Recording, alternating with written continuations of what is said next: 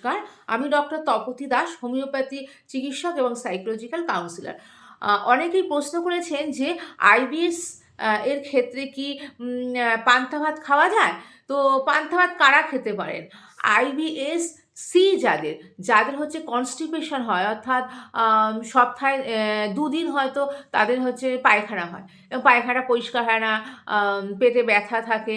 তো তাদের ক্ষেত্রে তারা কি করবেন, শাকসবজি বা ফাইবার জাতীয় খাবার খাবেন। তবে একবারে অনেক, অনেক খাবেন না। আস্তে, আস্তে খাবেন, অল্প, অল্প খাবেন। আস্তে, আস্তে আপনাকে অভ্যাসের মধ্যে আনতে হবে। আর পান্তা ভাত খাওয়ার ক্ষেত্রে যাদের এই কনস্টিপেশন এর ক্ষেত্রে আপনারা পান্তা ভাত খেতে পারেন।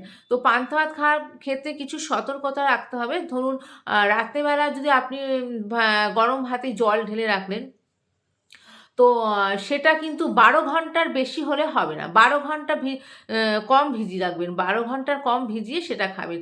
১২ ঘন্টার বেশি হলে সেক্ষেত্রে কিন্তু কিছু ক্ষতিকারক ব্যাকটেরিয়াও জন্মাতে পারে। তখন কিন্তু কিছু সমস্যা হতে পারে। তবে আপনি যদি পান্তা ভাত শুকনো লঙ্কা পুড়িয়ে অনেক তেল মশলা দিয়ে খান, অনেক ভাজা-টাজা দিয়ে খান, সেক্ষেত্রে কিন্তু আপনার অনেক সমস্যা হতে পারে।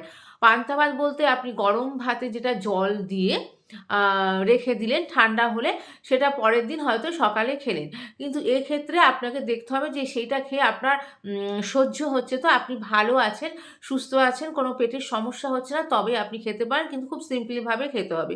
অনেক মসলা, শুকনো লঙ্কা, তেল এইসব দিয়ে খেতে পারবেন না। ভালো থাকবেন, সুস্থ থাকবেন। ধন্যবাদ।